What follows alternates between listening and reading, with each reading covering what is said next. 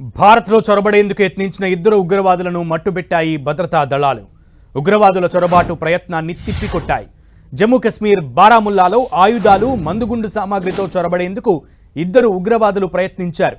గమనించిన బలగాలు వారిని మట్టుబెట్టాయి. ఉగ్రవాదులు, భద్రతా దళాలకు మధ్య కాల్పులు కొనసాగుతున్నాయి.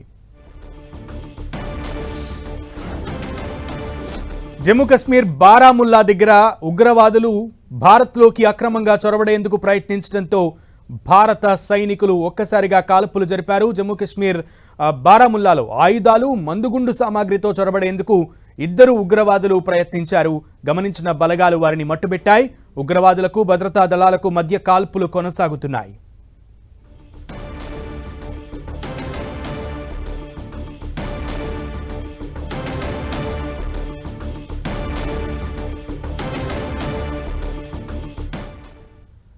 జమ్మూ కశ్మీర్ పహల్గామ్లో జరిగిన ఉగ్రదాడిపై ప్రధాని మోదీ ఢిల్లీ ఎయిర్పోర్ట్లో ఎమర్జెన్సీ మీటింగ్ నిర్వహించారు.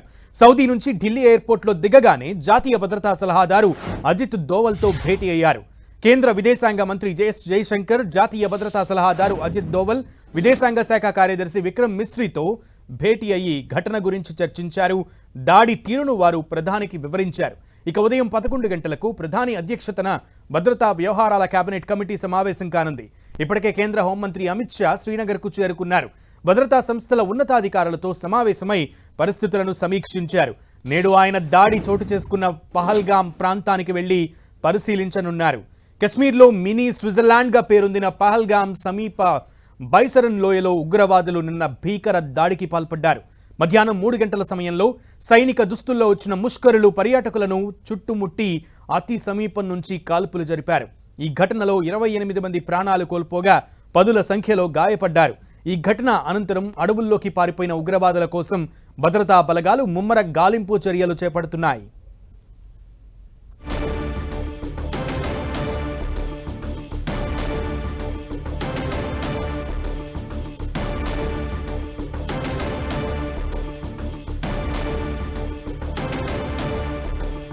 జమ్మూ కశ్మీర్ అంతా హై అలర్ట్ కొనసాగుతున్న నేపథ్యంలో విదేశీ పర్యటనలో ఉన్న మోదీ, దుబాయ్ పర్యటనలో ఉన్న మోదీ ఆ టూర్ని క్యాన్సిల్ చేసుకుని ఢిల్లీకి చేరుకున్నారు. ఈరోజు ఉదయం చేరుకోగానే ఒక్కసారిగా ఆయన ఢిల్లీ ఎయిర్పోర్ట్లోనే ప్రెజెంట్ మీటింగ్ అయితే నిర్వహించారు. ముఖ్యంగా భద్రతా సలహాదారు, జాతీయ భద్రతా సలహాదారు అజిత్ దోవల్తో పాటు కేంద్ర విదేశాంగ శాఖ మంత్రి జైశంకర్, అలాగే విదేశాంగ శాఖ కార్యదర్శి విక్రమ్ మిస్త్రీతో ఆయన ఢిల్లీ ఎయిర్పోర్ట్లోనే భేటీ అయ్యి ఘటన గురించి చర్చించారు. దాడి జరిగిన తీరును వారు ప్రధానికి వివరించారు.